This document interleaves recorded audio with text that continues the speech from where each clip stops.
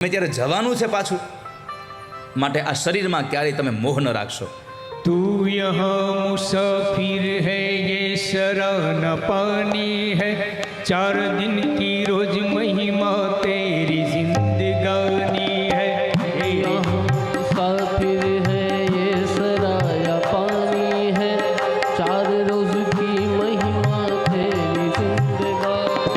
हर धर जमीन धन दौलत कुछ न साथ जाएगा, खाली हाथ आया था खाली हाथ जाएगा, खाली हाथ जाएगा। हर जान कर भी अनजाना बन रहा है दीवाना, अपनी उम्र पानी पे तन रहा है दीवाना, रहा है दीवाना तन रहा है दीवाना।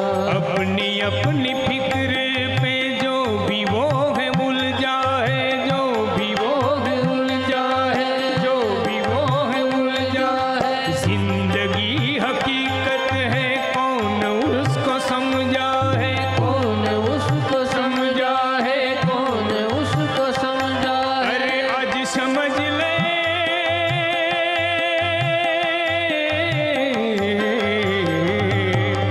आज समझ ले कल ये मौका हाथ न तेरे आएगा, वो गफलत की नींद में सोने वाले कल पछताएगा। चढ़ता सूरज धीरे धीरे ढलता ही रह जाएगा, चढ़ता सूरज धीरे धीरे ढलता ही ढल जाएगा। अरे आज जवानी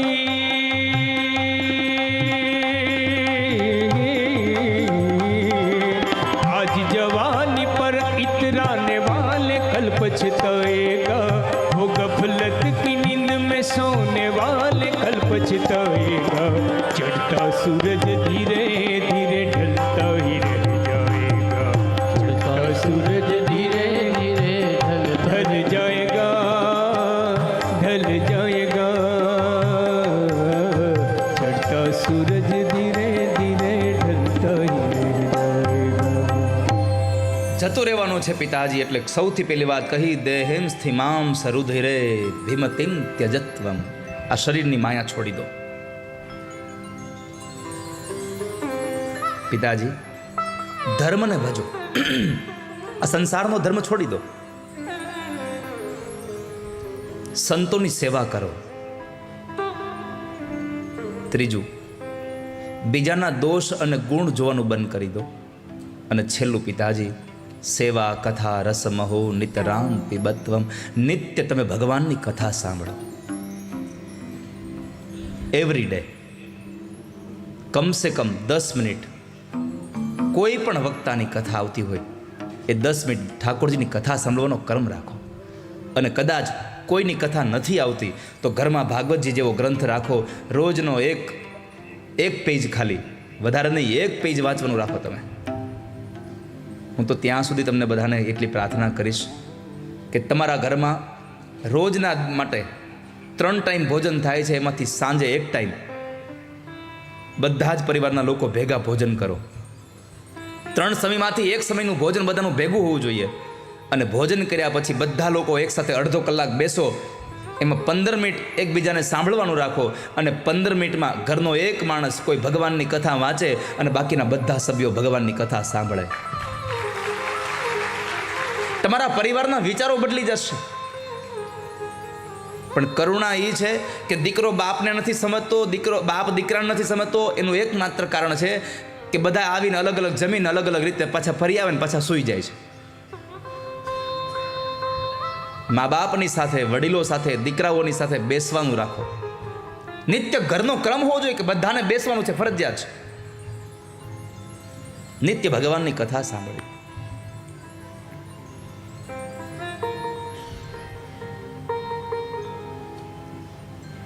આ 2 વાક્યો 2 શ્લોકમાં કીધા, એટલે ધુંધુકારીની આ પીડાથી પીડિત થયેલો આત્મદેવ બ્રાહ્મણ ઘર છોડી નીકળી જાય છે। ધુંધુકારી એની માને દુઃખ આપે છે।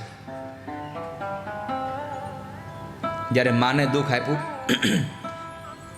મા પાસે પૈસા માંગ્યા, માએ પૈસા ન આપ્યા, એની પાસે પૈસા નહોતા તો એને સળગતું ઉબાડિયું લઈને મારવા દોડ્યો। માં રડવા લાગી છે। માએ પણ નક્કી કર્યું કે હવે મારે નીકળી જવું છે, પણ ઘરમાંથી નીકળવા દેતો નહોતો. એક વખતના સમયે સંધ્યા સમય હતો, થોડું થોડું અંધારું થયું હતું, અને એ અંધારામાં આત્મદેવ અહીંયા ધુંધુકારી મદિરા પાન કરીને આવ્યો ઘરમાં, બેભાન અવસ્થામાં પડ્યો છે. માએ સમય જોઈ અને મા ઘર મૂકીને નીકળી જવા તૈયાર થઈ, પણ માતૃત્વ હૃદય હતું ને, મા હતી ને, એટલે જતા જતા જે દીકરો એને હેરાન કરતો હતો, મારતો હતો, એ દીકરાના કપાળમાં ચુંબન કરતી ગઈ.